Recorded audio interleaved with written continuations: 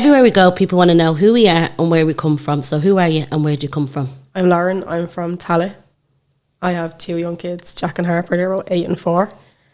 And yeah, that's it. That's all I need from you. So Lauren, tell me, you and I have been put in contact through a guy called Dean Kavanagh. Yes. So I came across Dean's page on Instagram. Someone shared a documentary he's had to do. And so who is Dean Kavanagh and what's the association with you? Dean is basically a producer in the making, trying to get, his documentaries out there. He contacted me about 2.5 years ago. Was looking for basically people to take part of a documentary for mental health in Ireland and how Ireland has basically failed them people. So he got in contact with me on Instagram, asked me to share my sister's story. So I took part, and yeah. Yeah, because I asked Dean, I was like, why are you doing this? And, how come you're doing this? And absolutely, it was so important to get that documentary out there, for it to get picked up in the mainstream media. And I said, would you come on the pod and talk about her? And he was like, no. He was like, not in front of the camera. I don't do that kind of thing. But that's how he put me in contact with you. So tell me then about, we'll start from the very beginning. Yeah. Where'd you grow up? Who was in the house? And what was it like? So me and my sister and my mum and dad, we lived in Glenview and Tallaght. We loved that house. We were actually raging when we had to move, but it was me and my sister, my mum and my dad. My mum and dad, they broke up when I was around 7ish. So quite young to kind of experience that loss in your house. But I kind of don't really remember too much of my mum and dad being together. So yeah, that was something I don't really remember. Yeah. So then it was kind of just me, my mum, and Danielle in the house. So yeah, we had a great childhood down there. So did you have to leave that home that you were in? We did. My mum was on the waiting list for a council house. Right. So she got the offer when we were around, I think I was around 10ish, 11ish. So yeah, we moved up to Ballycullen then. And then what was it like? What was your teenage years like? It was a bit messy. So my mum got sick when I was around 12. So my mum had a stroke and a major brain hemorrhage. Oh, God. So that left her paralysed on her right side of her body. So my auntie took us into her care then. Now she gave us the best that, we couldn't have asked for anything better, anything more from her. She gave us it all. But yeah, it was very hard dealing with my mum being sick. Was your mum brought into a home, or where was she? She was in and out of hospitals for 2 years. So God. In a coma for 3 weeks, in rehabs, in Tallaght Hospital, in Beaumont, in Dunleary Rehab. That was very hard to deal with. I couldn't go in and see my mum in a coma for 3 weeks. So I didn't see my mum for 3 weeks, and that was really tough. But I just knew it was the right thing for me not to go in and see her. Because obviously when things like that happen, they shade the side of your head, side of her head. I knew she wouldn't look the same. I was quite scared to go in and see her. People that were going in to see her were coming out and they were so upset, and it's such a daunting how old were you? So I was around 12. Danielle would have been around just around 9, 10. So yeah, we were quite young. Yeah. And in your auntie's home, was there other children? There was. So my auntie had, when my mum got sick, my auntie had one child, Maya.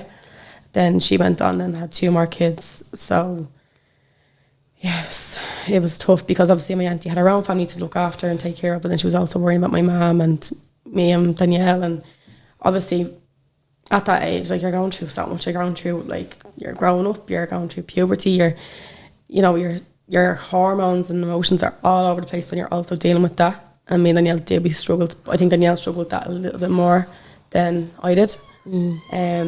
So yeah, it was tough. It was tough in the whole family. And were you and Danielle, did you become really close in that moment, or how did you? Funnily enough, I don't know what made Danielle think this, but when my mum got sick, we had gone to bed. This was the night that had happened, and we had gone to bed. Just a normal night. My mum wasn't OCD, freak. She made sure the house was sparkling, and funny enough, we went to bed and she just went in, said goodnight to us like she always would, grand. I know it was about 15 minutes later, my mum had gone downstairs then, and I could hear the chairs and stuff in the kitchen move, and I was like, is she gone back downstairs to clean? Because it wouldn't even surprise me that if she had have done that. and went downstairs, but she was actually on the ground.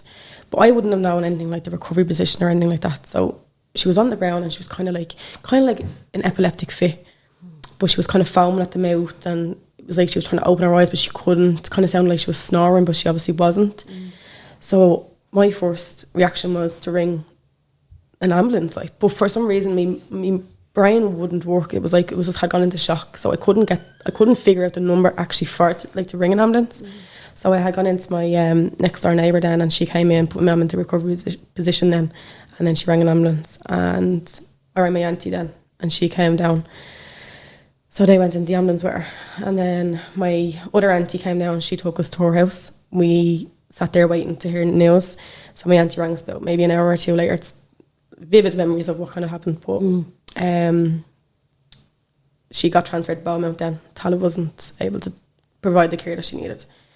So she got to Beaumont then, had major surgery. Summer school was taken out, put in a freezer, like had to drain the hemorrhage and everything that was kind of going there. Help her as much as they could, like. But it was just one of them things where like it was the unknown, what was going to happen in the future. Like, it was like 3 times she was on her deathbed. How old was she when that happened? I think she was 35, yeah. And did they know why? We don't know. She got home from Spain on the Sunday night. So this happened on the Wednesday night. She got home on the Sunday from Spain. But my mum had given up cigarettes in around, I think it was a few months before that had happened. But they kind of said, like, it's one of them things where they don't know why it happened, how it happened. They don't have the answers. It's one of them things that you're just unlucky enough that basically it happened to you. God. So they kind of blamed it on it could have been the stress from not smoking anymore, like that can, then it could have been the pressure from the airplane. General stress, like, then it can just happen for no reason. It's just one of them things. You're just unlucky enough that it happened to you. And then when you went to your aunt's then, are you and Danielle, are you as close? Are you minding her, or are you like, you know? So my mum was in the hospital for 2 years, so it was kind of like we could only do so much, for when she was in the hospital. So we were kind of like trying to live our life as much as my auntie wanted to give us, obviously the most normal kind of life that she could give us. So we kind of still live normally. So going out with our friends, going out doing what we wanted, to going to school. Like, I remember it happened on the Wednesday, and on the Friday I was back in school. My auntie was like, "Are you sure you want to go to school?" I was like, "Yeah, I need that normality back in my life." But yeah, no, it was pretty, like, it was one of them kind of things you think back now, like, Jesus, how did I actually deal with that? But at the moment, like, in that time, like, yeah, it was just kind of constantly worrying about her, but also trying to just take it day by day. Yeah. So, yeah, my auntie gave, like, I think she kind of tried to put up kind of a bit of a brick wall for us so that we were still living that normal life, but then she was kind of, like, taking care of things in the background. So she'd look after my mum a lot and go up to the hospital every day and, look after her as much as she could, like. And when did you get to see your mum then? What was that like? So after the 3 weeks, I remember they were taking her out of ICU, and I walked into the room and it was so funny when they had wheeled the bed out. She looked at me, but kind of took my mum a few minutes. But then everyone was saying that she didn't recognise every single person that went into the room straight away. It took her a few minutes, but I remember looking at her and she noticed me straight away. But one of her eyes were closed, and I think it was her left eye that was open. And I remember just looking at me, but I knew she couldn't speak or anything like that. I can't remember the name of the tube that she had in her throat. She had one of them tubes in her throat, so you can't speak. And I remember her looking at me, but I knew straight away she knew who I was straight away. But no, it was very hard to go in and see her like that. Just devastating, like. Her whole life was taken away from her, like, that kind of way, and so much to live for, and it kind of feels like a part of your mum was taken away from you. Do you know, that kind of way? But she obviously so grateful to still have her here, of course, like, do you know, that kind of way? But yeah, it was very hard to see her that way, and she had to basically, like, learn how to walk, learn how to speak, learn how to eat again, learn how to shower herself, and then when she came home, like, me and Danielle obviously had to learn how to, like, help her. So we'd have to learn how to dress her, how to shower her, how to dry her hair. Things that, without sounding mean, but, like, things that you shouldn't have to do for your mum. Do you know, that kind of way? So, yeah, it was very hard. And were your dad around at all? No, my dad was actually only out of Kilmere. Right. So he's an alcoholic. So he was down in a tie when my auntie rang him to tell him what had happened, and he was working on himself, so he wasn't much help to me and Danielle, if I'm honest. Always there, like whenever time you need him, but you know, my family aren't the most fondest of him. So yeah, there was kind of a few problems there, but they didn't want you really reaching out to him. He wouldn't be much help. Like, not that he wouldn't be much help, but he didn't even know what to do. It's kind of one of them things. So we knew that he was there, but not as much as we needed him to be sometimes. So yeah, so we didn't really have that emotional support from him, because I think he struggled with it himself as well. So yeah, that wasn't really a... And were you as angry towards him, or was Danielle angry towards him, or were you just like, it doesn't matter? Yeah, I think like there has been anger towards my dad, just because sometimes we would need him and he wouldn't be there, just because like a typical alcoholic would pick drink over your family. Not their fault, it's an illness, and I don't get it, but I understand it. So yeah, like there was anger towards him, and kind of like, well, why aren't you around? Why aren't you doing what we need? You know, he's good in some ways, but then not great in other ways. So, you know, I've had bad falling outs with my dad. I stopped speaking over 6 months and stuff. Just, yeah, he's just not, like, he's a great dad, but he wasn't always around. It's hard because you just want them not to choose a drink. That's it. You just want them, you just simply want them to pick you over a drink, and that's something that me and Danielle, like, I still struggle with. It was only a few weeks ago that he actually was told that he has acute liver failure. So, and I'm not ready for him to go. Like, no one's ever ready for one of their parents to go, like, so that kind of way. So, but it's just one of the things where I just kind of feel like if he hasn't changed by now, he's not going to change. Without trying to sound mean or like I don't care, but I'm at that stage now where I'm kind of like, he's always been that kind of same way since I've been a child. So I'm like, I just kind of accept him the way he is now, and I love him for him. But yeah, there is areas that I definitely would like change about him. Do you know? So, but yeah, it was tough dealing with my mum and then not having that emotional support from my dad. So yeah, tough. And that's like the alcoholism is just so fucking hard. It's so hard. It's so hard for the family members to sit there and watch it. And especially when someone gets so ill that you're like, you should step up. 100%. I need you now to step up. Yeah. And then they don't step up. No. And you're like... It's devastating. It's disappointing. And you just want to shake them and say, wake the fuck up. That's the way you feel about it. Well, why aren't you doing more? But people have their own way of dealing with things. And I think my dad he has his own way of dealing with things. It's not the way I deal with things, but I can't... I've tried my best with him, and it's like... It's kind of one of them things where you just can't change him. He just is the person that he is, and that's just... And, you know, you have to accept that. Yeah.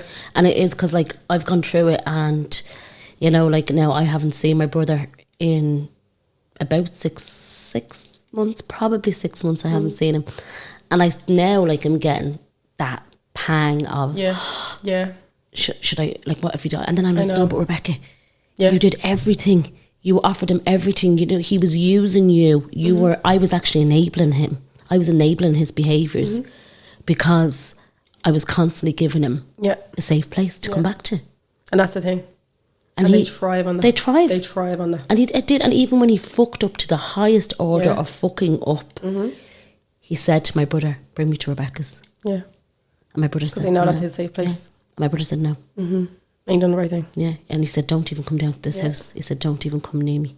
He said, I'm going to deal with it today. And I needed my brother to do that, to deal with it. But but don't ever, like, you know, be hard on yourself, or because you just do be though, don't you? Yeah. It's like a natural instinct just to be hard on yourself and blame yourself for them kind of things. Yeah. But you know it's not your fault. And like I've often even said to my dad, like, why haven't I enough to put down that drink and think to yourself, like, wake up. He kind of dwells on Danielle's death a little bit. So he kind of like, but Danielle's not here anymore, but you've still 3 other kids to live for. You've grandkids who absolutely adore you. My dad's amazing when he's sober. He's the kindest man you'd meet. He'd give you his last €5 in his pocket. So he's not a mean, malicious man. He just has his problems and that's the way he deals with them. But from my perspective, I'm like, there's just much better ways to deal with it.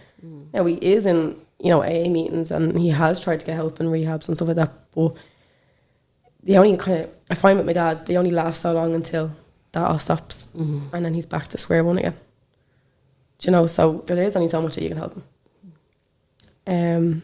But you know, like, nothing would be enough for him, only that drink. Yeah. Like, the richest in the world. I have a cousin that I know, it's not a cousin of mine, it's a second or third cousin down the line. And the most random story is that he was marrying the heir to Estee Lauder, like an Irish guy. And they were 2 alcoholics and they lost it all. Like, so millions and millions and all the love and, you know, all the support and everything, kids, new babies coming to him. That's not enough. No, it's not. Like, I know my dad's always at the end of the phone if I ever need him.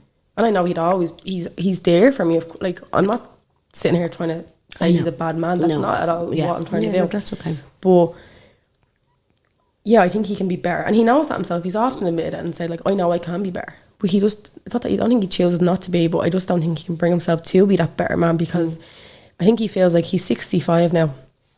So he's at that age where he's kind of like, I don't need to change, because what am I changing for?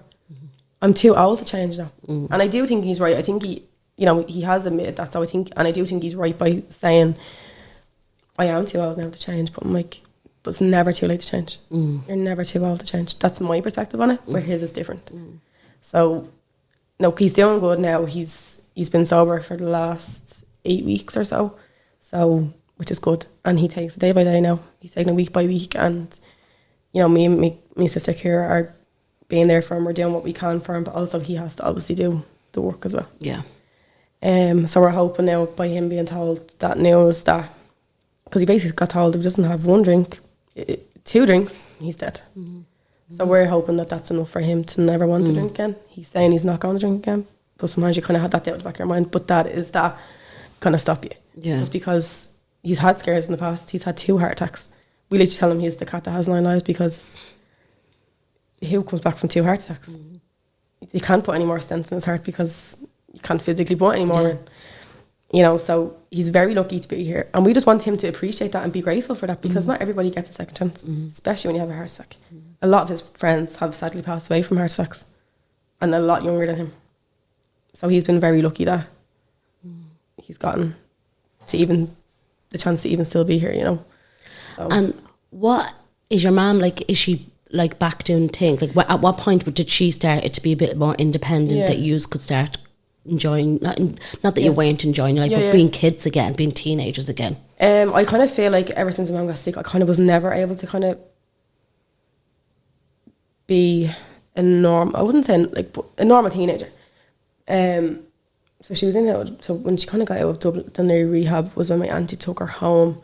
Took still about a year for my mum. She was kind of like very immobile, like, you know, she kind of just lie on the couch, and, you know, it was tough for my auntie, like really tough. She like would put on the brave face, but she was looking after my mum and looking after her own kids, but my mum was still like very much not able to do anything for herself. I think it was around maybe a year after she got home. I could be wrong. This is just me, kind of just vivid memories of thinking back. But yeah, I think it was around a year when she started to. So she was in a wheelchair. So she went then to, it was an association for people like my mum called Headway, and she got a bit of help from them. So she'd go out maybe once a week, go down to the centre, and she'd be doing things with them, like, you know, learning how to write again, just little daily things, even just learning how to pour yourself a bowl of cereal, like the littlest things is what she had to learn how to do again. So yeah, it was kind of like slowly after the year that, around a year mark when she got home, was when she started to learn kind of how to do things again for herself. But it took a very long time. A very long time. It must have been incredibly hard on you and Danielle, like not being... And, you know, because we all deserve a teenage. We all deserve to go out and to be in the field and have that can, a sup of a can that sends us over the edge. Do you know what I mean? We all deserve that, you know, madness that is our teenage years. And for you not to have that is just so unfair. Like, no, I did. Like my auntie, like I said, my auntie Karen, she did give me and Danielle the best that she could possibly. As I said, she couldn't have given us any more. Only for her, I don't know where we'd be, and that's genuinely hand on heart. I don't know where we'd be. So we were still able to have that. Like I was still going down to the down to the daughter with my friends and having a few drinks on a Friday night. Not that she'd know about it, but I would. So I was still very lucky, and then you know she gave me a little part-time job in a chipper that she used to own, and you know, so everything that she had done she was doing it for me, Danielle, my mum, and her own family, and I'll always be grateful for that. So no, we were still able to have that, thankfully. But as I said, if my auntie wasn't around, I don't know what way my life would be now. I really don't, and I don't know where my mum would be, whatever.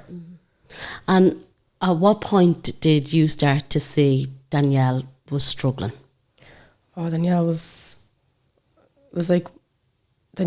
born an upset child. You look at Danielle and the sadness in her eyes. Oh my God, people would comment on it. Like even all my family were like, Danielle always had the saddest eyes. So it was kind of like, it's like she was born with depression, basically. So when my mum got sick and my mum and dad broke up, Danielle really like struggled with that. But she particularly struggled with my mum being sick. She just couldn't deal with it, couldn't face it.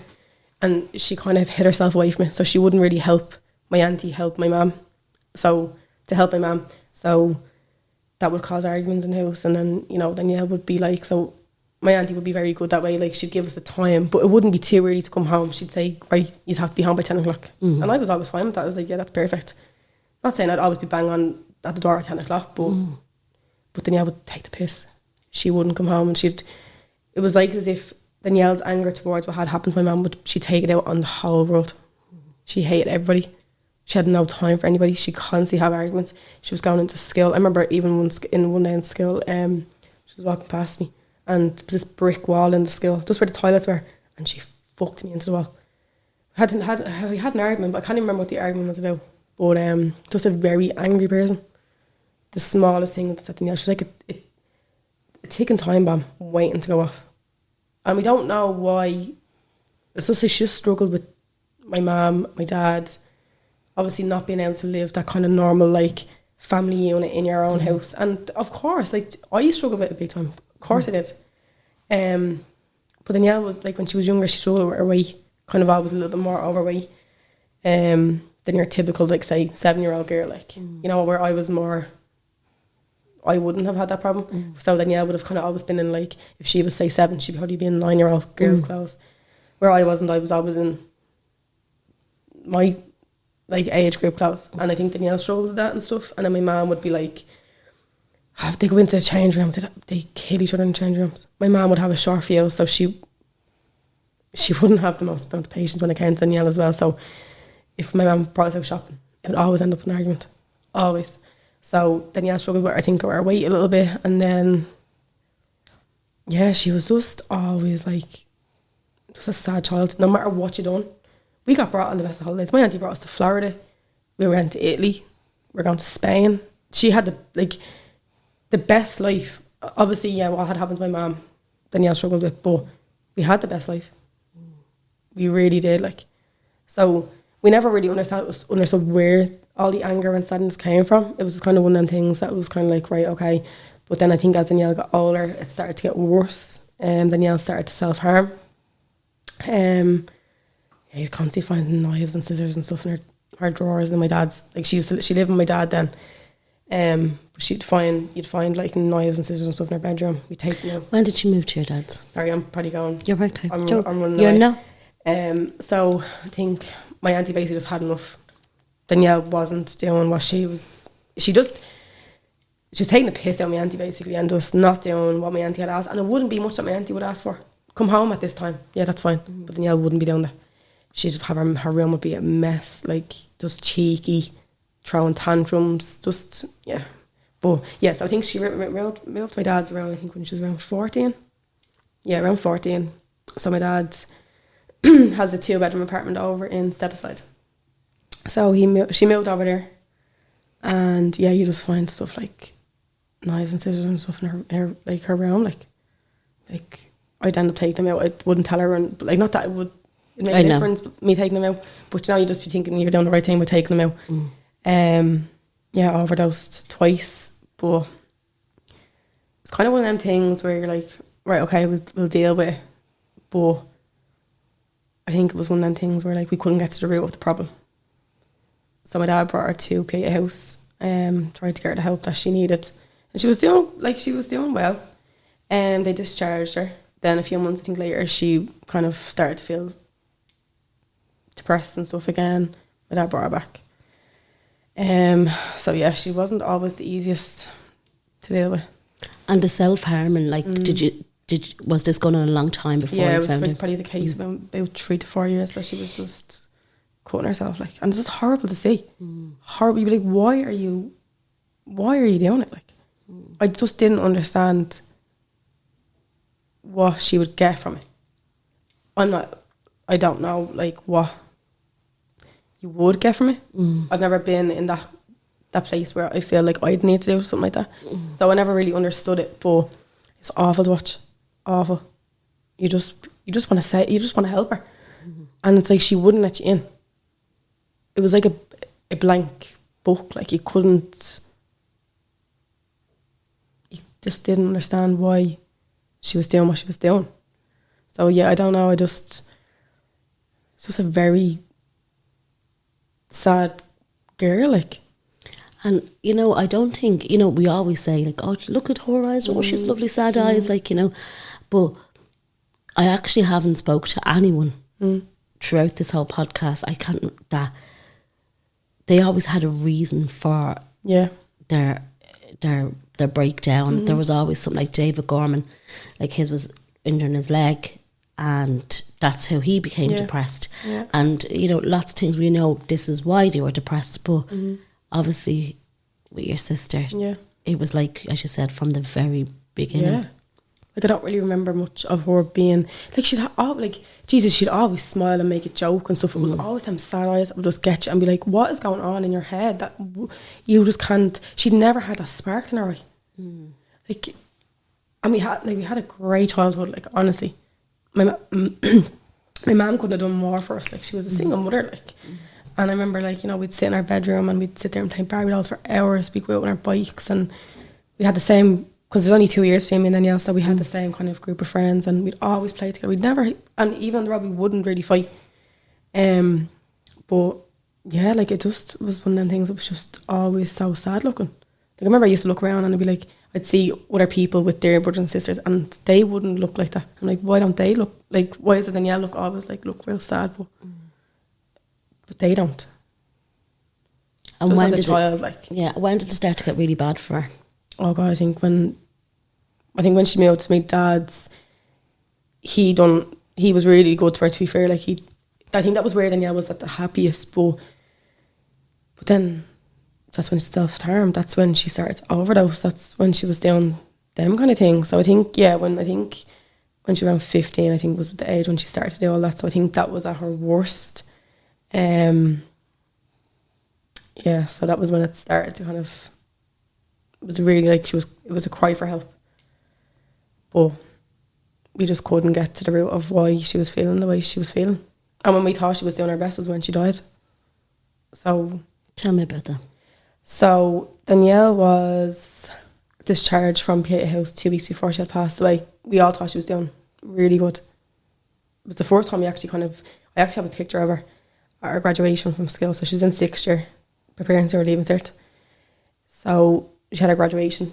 We all went over to see her, and she was, my auntie and my mum were walking out, and my auntie drove over, and we even said to her, like, it's probably the happiest we've ever seen her.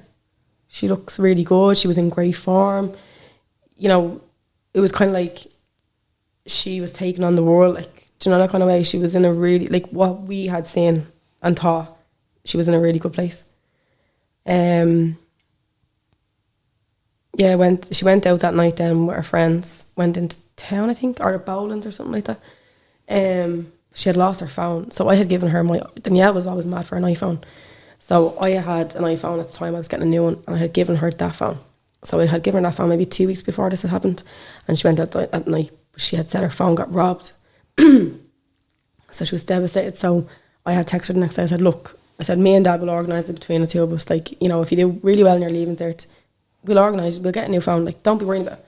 It's only a phone, Danielle. It's not the end of the world. And she was like, yeah, no, I'm just devastated. It's after happening. You know, I really wanted that phone. I loved that phone. And then, like, you know, just her typical 17-year-old girl, like, all about their phones. Like, I was the exact same, my phone.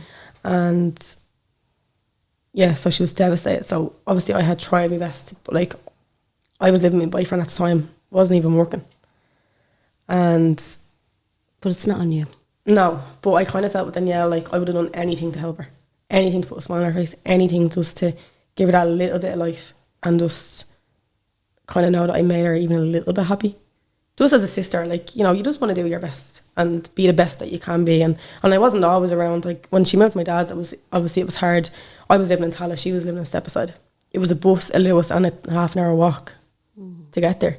So I wasn't always around, and I would ring her very often, like most days, and ask her how she is, see if she's okay, you know.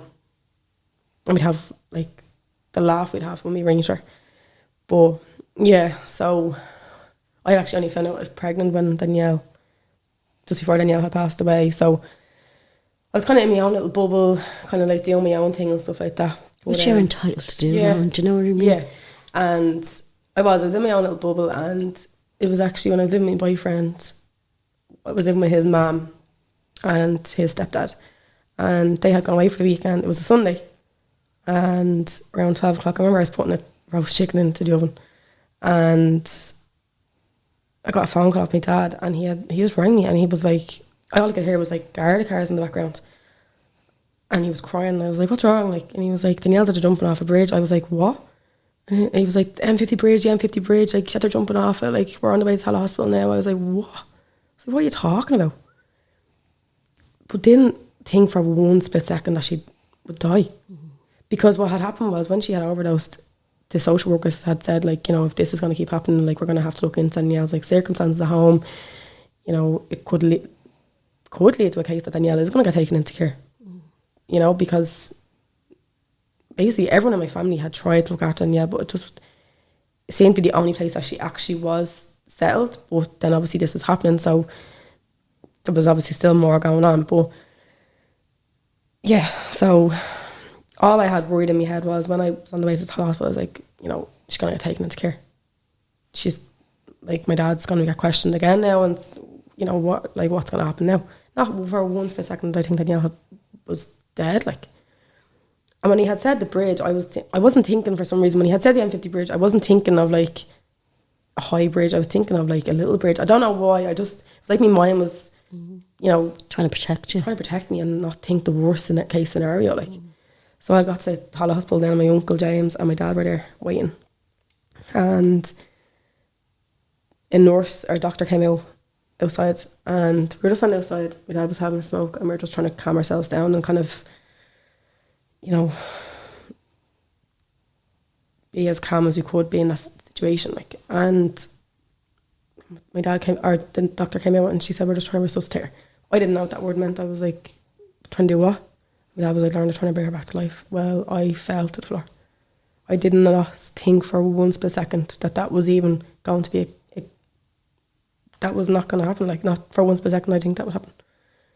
And so the doctor actually invited me in to see her before they stopped. They were working on her for about an hour and a half, I think. They really, really tried hard not to let her go. But obviously, like, the injuries were that severe. Like, you know, the guards actually had said that she picked, I don't think she done it on purpose, but the bridge that she had jumped from was one of the highest on the M50. So, you know, it was inevitable, like, what was actually going to happen at the end. But and you were pregnant. I was pregnant. I was about 8 weeks pregnant. I'd only told her. I'd only put it on Facebook the day before, so I was only around. I was quite early. Like, I shouldn't, even when I put it on Facebook, like, I was still too early to even put it on Facebook. But, you know, you're like, I was 19. I was, you know, in my little bubble. I was delighted with my life, but yeah, so I was pregnant. So I remember walking in, and the doctor had invited me in to see her just before, you know, they kind of stopped working on her. They were like, just, if you want to see her before she might pass, like. So I went in, and no, I couldn't really see her because, you know, she had a head brace on and a neck brace on, and, you know, she was covered in wires and everything that they were doing trying to work on her, like. And so I got to go in and kind of hold her hand, and, you know, there's not much that you can do. You can't really touch her because obviously they're working on her and stuff like that. But it was nice to kind of go in and see her before what had happened, because I didn't even think what happened was going to happen. So I was like, right. So I went outside then, and I came out then, and they had said, like, look, she passed away. Oh, I was devastated. Absolutely devastated. I just never thought that would happen. Never. 17 years of age. 17. Like, it's kind of one of them things where it's like, you never think it'll happen to you. You'll never think that will be my life. And I think suicide was such a taboo subject back then. It was 9 years ago now, so it was kind of one of those things where you never think it would happen to you. You'd never think... It was never a thing that was really talked about much, or, you know, it wasn't a thing that people would really talk about much, and it was very much like I even heard someone had said to me before that when their friend passed away from suicide, like their coffin was put the opposite way around, because it's like they weren't accepted into the church, like. But yeah, kind of going off track, but no, you're fine. Yeah, just one of them things that you just never ever would think that would happen to you. As much as how much she self-harmed and when she overdosed and stuff like that, I just never thought that it would actually come to burying her. Never thought for one split second. I kind of always thought, I was like, I think she's going to be one of the people that she's going to struggle throughout her life, but she will get the help that she needs. And, you know, we have a good family. Like, we're all very close. We're all very much lovey-dovey, touchy-feely. Like, you know, that's the kind of family that we are. So she never, like, I think she always felt that love, but I just think it wasn't enough for her. So yeah, I just never thought it would happen to her. But I remember walking into the room then. It was like a room that they kind of set up for people who kind of just pass away before they kind of go to the kind of funeral home and stuff like that. But she was put in a room then, and I remember walking in, and I just, obviously horrible walking into seeing her. Then, you know, she was dead, like she was gone, like. But I remember walking in, and I just seen this tiny little smug kind of smile on her face, and I was like, that's her way of saying that she's happy. Like, she actually wanted to go. But then I remember kind of walking up closely to her then, and, you know, I was kind of like, I was lying in the bed beside her and holding her hand and just kissed her. I just didn't want to let her go. I just did not want to let her go. And I remember seeing, like, she was wearing makeup, and she had like 2 big tear marks kind of going down her face, and it's kind of like, what had happened in that half an hour, what made her think, or what had happened? We still don't know what happened. We don't know why Danielle, she didn't leave a letter or a note or anything like that, so we don't know why Danielle done what she done, or if there even was a reason. But yeah, like even the guards had said, like, she brought that she had left her like phone all the top of the bridge, so she knew what she was doing, so that they could contact my dad, or an emergency contact on her phone to like let my dad know that, like, what she had done. So she knew what she was doing. But it was just so funny because, like, she was out the night before with her friend, and like putting on her Snapchat stories, and she was having a great time. She worked in the local shop, like literally across the road from my dad's apartment, and she had her uniform ready for work. Normal Sunday for Danielle, like, she'd go to work pretty much every Saturday and Sunday, so she had her uniform ready to go. Like, so we were kind of just like, what had changed in the time that she basically, so she had a sleepover that night, her friend stayed at my dad's. What had happened in the time that she left the apartment to walk in her friend home, then to go into a bridge? We couldn't understand why or how it got to that. Someone had actually said, like someone that knows my dad said, they had actually seen her at the top of the bridge, but there was a bench at the top of the bridge and she had her hood down, she had her earphones in. Then you'd never see Danielle without earphones. They went everywhere. And she had her head down, but the girl had seen it was Danielle but didn't think anything of it. Of course you wouldn't, like, it's just someone sitting on a bench. But yeah, we just don't, like, you don't know, like. And you'll never, like... And that's the worst part. You'll never know. You'll never know. We have to live with that for the rest of our life. Why she chose to do what she done. Did she intentionally, like, did she want to die? Like, my dad's still convinced that she didn't actually try to die, she just wanted to hurt herself.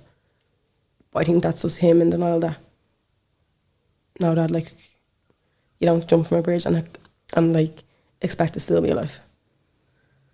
So, I don't know, it's just one of, it's just, I think, without sounding harsh or anything like that, but I think when someone passes away from an illness, or I just think it's so different to suicide, because you have your answers when someone kind of dies from an illness. Not saying it's any better, it's not. But when you have someone who dies from suicide and you're left absolutely nothing behind, you constantly question why. Have I done enough? The guilt that lives on inside of you. Constantly wondering why, like, it's such a horrible thing to live with. It's awful. You blame yourself. You blame, like, you just blame yourself constantly all the time. But even though you know you haven't done anything wrong, or you couldn't have done any more, but you still naturally do it. Did you blame your mum and dad? I think I blamed everybody. I think I just blamed, when I was going through that anger stage of grief, I blamed everybody, including myself. No one done enough. Like, these are the thoughts that you'd have. No one done enough. None of us done enough for her. You know, she wanted that help, none of us gave it to her. But you don't mean it. It's just, you're going through that anger stage of grief, so you're in that mind frame, but yeah, you do. Yeah. What was it like having to tell your mum? Was your mum fully comprehending everything? Yeah, so like, that was obviously like a worry, kind of like, how are we going to, so when I had got to the hospital, like, we hadn't have told, my mum didn't know at this stage. And my auntie and my niece my two aunties and my niece were at One Direction concert at the time. So it was kind of like, how do you even approach this? Like, how do you even ring a mother or approach a mother and tell her that her daughter's died? Like, and because of the way my mum was, we didn't know what way she was going to take it. Is she going to, like, fully understand what has happened? What way is she going to deal with this now? So yeah, my auntie Marisa went up to my mum's. She came and met us at the hospital. She went up to my mum then and just had to tell her. I didn't go with her, so I don't actually know what way. I'm sure she just obviously got very upset, obviously, but she wanted to come down straight away and see her, so she came down, and then the three of us, me and my mum, and then Danielle was in the bed lying there, and we just sat there with her for ages. I just remember, all I kept saying was, I don't want to leave her. I just did not want to leave her. But I think my mum dealt with it, like, as best as any mother can. Like, but my mum is in that mind frame now, like, that she's just grateful to be here. She's the most positive person you'll ever meet for what has happened to her in her life between getting sick and then obviously what had happened to Danielle. She's still so grateful. Like, she's the kind of woman, like, if your house was burning down, she'd be like, ask Grant, we can build a new one. She's just not negative, like. So she knows, and she's accepted Danielle, like, not being here anymore. Of course she still has her bad days. I do. Everybody, like, does in my family. But yeah, I think, like, she couldn't deal with it any better. Your dad, did he get really bad? Yeah, I think even him living on his own now, he struggles with the loneliness and blames himself. Doesn't understand why. You know, I think he goes back to that morning a lot and kind of thinks to himself, like, what had happened? Like, what happened? Did I not see something? Did I miss something? Did I do something? And I think that's where that gets him. But he was living with her, so I think anyone that, you know, if you live with someone and they take their own life, I think you're going to blame yourself. Did I not notice something? Why didn't I notice her feeling that way?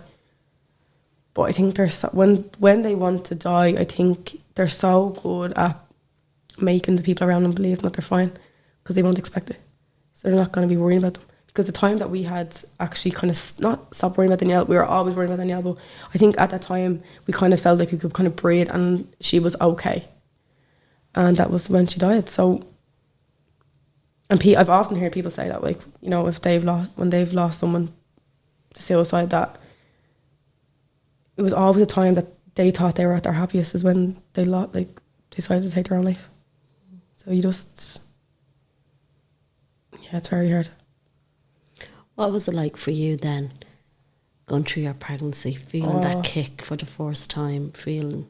It was amazing, but all I remember was, like, me and Danielle had a fight, I think around 2 weeks before she had passed away, 2 or 3 weeks before she had passed away. So Danielle was kind of into taking drugs, smoking weed, I think it was kind of just to block things out, to be quite honest. She'd go out and, you know, she'd be doing, like, taking E's and kind of whatever she could get her hands on, really. Like, she wasn't, I was saying, like, you know, she'd just go out and enjoy herself, basically. But I was kind of like, I'm the opposite to what Danielle is, so I've never taken drugs or anything like that. So I was kind of pissed off Danielle, and then I was texting her one day about something, and she was basically said something like, oh, they're for you, oh my gorgeous godchild, or something like that. And I was like, godchild, I was like, Danielle's not happening. Like, I was like, you're out taking drugs left, right and centre. Like, it's not the right way to be living your life. You can, like, you know, you're doing your leaving cert, you know, you want to go to college and all. I was like, you're just, like, I'm annoyed at you, like, just because I cared about her. I didn't want anything to happen to her. And I know if, like, she's over her head on drugs, like, all I kept thinking about was, like, what if she does something stupid? And I did say to her, I was like, you're not being, like, the child's godmother, like, and then I know she got really upset about that then. But it wasn't me trying to be malicious, it was just that, like, I kind of done it in a way that I wanted to be, like, I wanted her, it was like a wake-up call to, like, right, okay, like Lauren said, like, you know, just stop doing drugs. And then, but it wasn't me trying to be mean, it was just that I cared about her. So by me saying that to her, I thought it might work, that she might just be like, right, okay, no more drugs. Yeah. But obviously it didn't work. So I kind of dealt with that in my pregnancy, and then, but I think me being pregnant when I think it could have been the best thing that could have happened to me. It really was. It saved me, genuinely, because I think I would have been, I don't know what way I would have been if I wasn't. But it was only, I had Jack in the December then, so I actually got to bring him home on Christmas Day, and I think it was exactly what we needed. It's what my family needed, like. So yeah, no, the pregnancy was good, but obviously it was just, I had to look after myself when you didn't want to. I didn't want to eat. I couldn't sleep. I remember at the week Danielle died, I think I slept for 2 hours the whole week.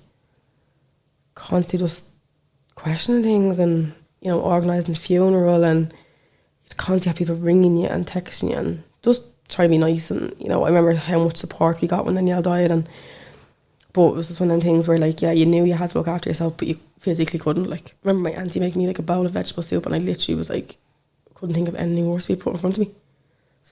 So yeah, I struggled with looking after myself, but obviously I did. But I think it was the best thing that I genuinely think everything happened for a reason, and I genuinely believe that I was pregnant at the right time. And that's why Jack is my little saviour. Like, I'll just always, like, yeah, he's just my little saviour, like. But I think then I didn't grieve Danielle for the first, like, 4 years of Jack's life. So then I remember one of the Christmases, and I just couldn't snap out of it. I was just getting myself so upset, like, why is Danielle here? Anytime her name was mentioned, I would just start sobbing. But I kind of wasn't always like that. I kind of just, obviously, like, I was devastated what had happened, but I kind of just got on with things. I kind of wasn't dealing with them either. I was kind of, like, shoving them at the back of my mind. Danielle's name, or you know, her face came into my mind. I was kind of like, no, like, it's grand. Like, she's still over living with my dad. I was kind of in denial what had happened. But yeah, I think around the 4-year mark was Christmas Day, and I was just all over the place. I couldn't snap out. I couldn't get myself to stop crying. I was just all over the place. But I think that was when I realised I was like, I need help. Like, I can't deal with this on my own. I don't know how to deal with the emotions that I'm going through, like the anger, the guilt, the sadness, the the devastation. I was disappointed. I was angry at Danielle. I was like, I can't believe you've actually done this. Like, really annoyed at Danielle. Like, I was really angry. I remember there was a stage, like, I was like, I couldn't even look at a picture of her because I was just angry. So yeah, I rang PA House in the January then, and I asked them for help, and they just basically told me, like, you know, your sister's gone too long, it's not classed as an emergency. They were like, we'll put you on a waiting list, we will get you as soon as we can, but we can't promise how long that time frame will be. So I remember waiting a good few weeks, and then they did eventually get in contact with me, and the lady that I got was brilliant, and it was the best thing I ever done. But trying to get that help, it was like, I've just rang up bereavement counselling, particularly for suicide, like people who have lost like loved ones to suicide, and then these are telling me that's not classed as an emergency because Danielle's gone too long. How can anyone put a time frame on grieving? Especially professionals, like. Yeah. I just was absolutely mind blown, and I even said to myself, I was like, I'll never ring them again. I don't even want their help. But I think I knew I was that bad. I was like, I knew I needed it, so I just took it, and it was the best thing I ever done. It really did help me, and I feel like grieving is like one of them things that comes in waves. So like kind of like one day you could be grand and like having you can sit here and talk for hours about Danielle and you wouldn't get upset once, but then tomorrow could be a completely different ballgame. But yeah, it was the best thing I ever done. But and that's, you know, we have to be really careful here. And what you said there, you could have easily went, fuck them. Mm-hmm. I'm not, fuck them, I'm not ringing it. Yeah. You have to keep going because where's the alternative? Exactly. You have to go and ring, okay, didn't get me, but I'll ring again next week. I'll ring again next week. You have to reach out. We're losing way too many young people. It's crazy. It's like one of the biggest killers at the moment in Ireland. Like, it's awful. It's so sad. Like, and it's so like, even like someone in the documentary had even said that it's a hidden illness, and that's exactly what it is. And the government don't, because they can't physically see it, they don't care about it. It's not a priority in their eyes, and it's not affecting them. So it's not happening as far as they're aware. Do you know that kind of way? So there was no help from the government when my sister passed away. There was no bereavement counselling offered. There was nothing offered. Like, so we're just a family trying to deal with that, like, you know, in that kind of way. And there was just absolutely no help out there. So then you're getting told then, oh well, actually your sister's gone too long. It's not classed an emergency. How is that? How do you even bring yourself to say that to someone over the phone when they're ringing you for help? I just could not believe it. I was like, I actually hope. And I don't, like, there wasn't as many services now as there was years ago for people who have lost someone to suicide. So kind of back then it was quite limited, so I didn't know like kind of where else to go. So I kind of just basically had to soak it up and get on with it until they rang me. Like, where now you have a lot more, like there's even like an association for people who have lost siblings to suicide called Hug, and I've gotten in contact with them, and they have like WhatsApp groups, they have Zoom meetings, drop-in centres, and then you can volunteer then if you want to help other people who, if you've lost obviously someone to, like your sister or brother to suicide, then you can help them deal with it. So there's definitely a lot more now, but no, at the time I just felt lost. I was like, what am I supposed to do? And when you got in, because when you get in, you're in. Is that you're it? In. Yeah. You're in. And how long did it take you to get back on your feet? We'll say, like, you know. I think it was around. So I think you get 20 free sessions is what they give you, and then after that, I think you have to pay. But they kind of, you know, they kind of say like, well, they'll kind of deal with that when it comes to it. Like, you know, that's not something that we want you to kind of think about. So yeah, so I think you get to 20. So I think when I kind of got maybe around the 8th session was kind of when I started to kind of feel a little bit better, kind of understand. I kind of got to understand it a little bit more. I was kind of going through other things in my life at the time as well, so it was kind of good to be able to share them things with the counsellor as well, because they're not just oh no, that's the only thing you can talk about and that's it. Like, no, they're obviously counsellors, like...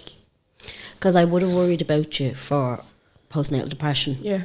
After that, you know, because you're going through it and then you're just a bundle of joy. It was something that was on my mind. Yeah. But thankfully, no, that wasn't God. an issue. Thank God. Yeah. I was very lucky. On Jack and Harper, I never suffered with the, like...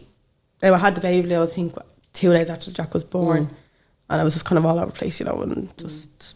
Yeah, I wasn't in a good mind frame. But no, thankfully, I was very, very... one of the lucky ones now that I didn't suffer with postnatal depression. And how are you today? I'm actually very good. I'm in a kind of an acceptance mind frame of it. I think what I struggle with, particularly with Danielle, is her not being able to meet my kids. So my sister kind of like, so she has 3 kids. Danielle got to meet her kids. She never got to meet mine. So I think like that's what's devastating about it. Kind of just being able to know what she'd be doing now, where she'd be. Danielle was she was so clever, like really, really clever. Like she wanted to be a DJ, and her biggest wish was to always go to Tomorrowland. And I just would love to have seen her make it to them things, doing what she'd love to do. And would she have her own family? Would she be married? Would she, where maybe, you know, she might have not had kids, maybe not have settled down. But I just would love to see her doing that. So I think that's what I struggle with now. But I'm a lot more kind of understanding of it now. I don't think I'll ever accept what she's done, but I won't accept that she's gone. But I think you just learn to kind of live it and live with it. And I think I'll just live life for her. Like, I think that's all you can do.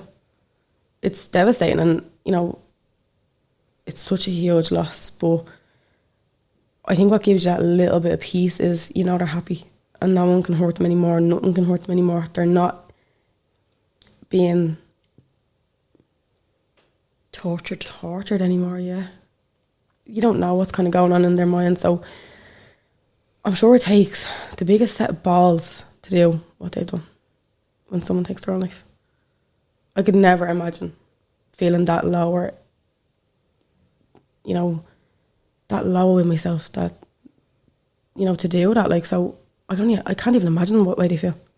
And I really do pity people because you don't know what anyone is going through. You can sit here and look at their life and cross around and be like, oh Jesus, they have a perfect life, lovely house, you know. But you don't know what's going on behind closed doors.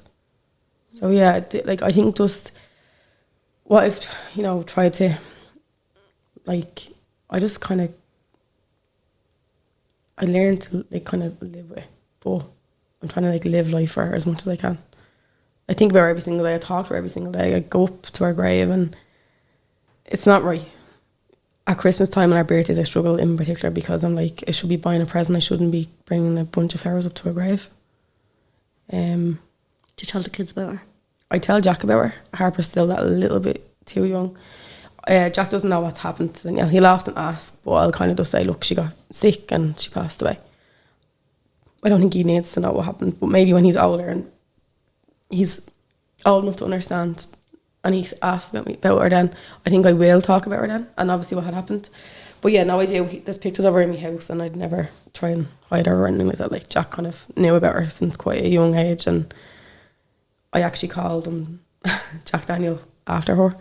So he'll always be a part of her and, you know, I want Jack and Harper to know about her. Do you know what I mean? She was an amazing auntie to Bradley, Cueva and Groud. And I know she would have idolised Jack and Harper.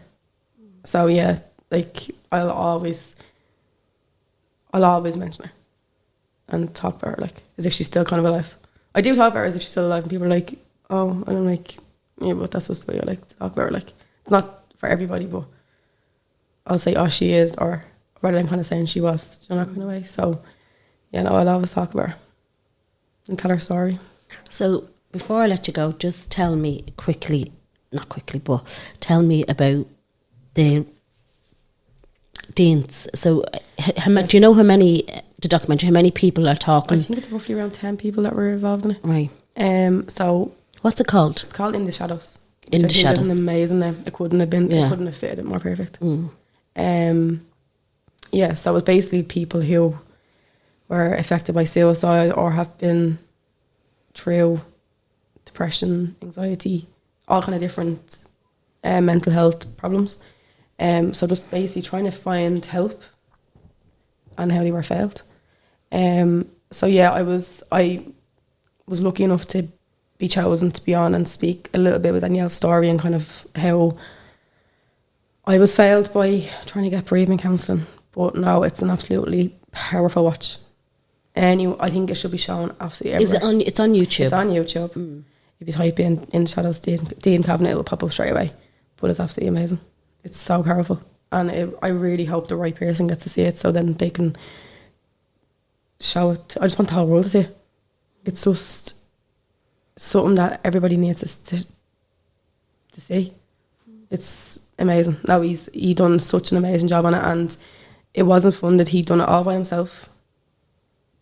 You'd honestly think like it was made like by a.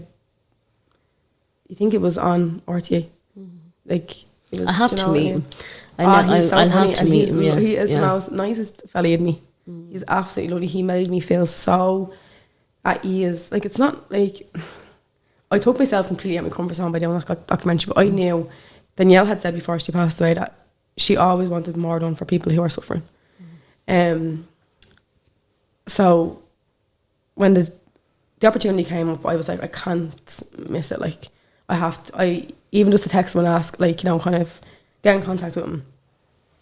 And then when he had asked me to do it, I was like, yeah, like I'd absolutely love to. So to be a part of it was absolutely amazing. Like, and you know, he's so lovely. Like, he's just your normal, typical, like, fella. Like, do you know what I mean? He's absolutely lovely. And yeah, like, it wasn't funded. He done it all himself. You know, he took time out, like, out of his own life to do this, and spent, you know, his own time and money on it. And I just think he really deserves recognition. Fingers, we just try and get it out there as much as we can. Trying to just share it everywhere and getting everyone to watch it. And I just think it deserves to be shown in schools, you know, everywhere. Because at the end of the day, everybody, I think, whether you suffer with depression all your life, or I think people always kind of go through like a bad patch in their life that they will suffer. Do you know that kind of way? So it's just trying to get people to understand, like, it's always okay to not be okay, and just to know when you need that help and to go out and get that help there, because there is help out there. I know with Ireland is very much, you know, people are literally in the shadows because they find it hard to reach out and get that help, but there really is that help, and people are always there to listen and to help. And there's so many organisations and volunteers out there that that's what they do. Like, they just want to help people. Do you know what I mean? So I think even just getting that documentary out there just to show people, because he even has at the end of the documentary that all the different, like, there's group chats, there's, you know, walks and stuff you can go on, there's all these different, like, centres and stuff that you can get involved with that can help. Do you know? And especially even for men, like, because I think that is such a taboo subject as well, that men don't talk. Because I've seen there is a couple of men on it as well. There's actually more men, I think, than women, which is amazing. And on that note, we leave it there. Yes. Lauren, thanks so much for taking the time and sitting with me. Thank you. And, you know, honouring your sister. Thank you for letting me tell her story. It's something I've always wanted to do, and I really appreciate you letting me. Pleasure. Thank you.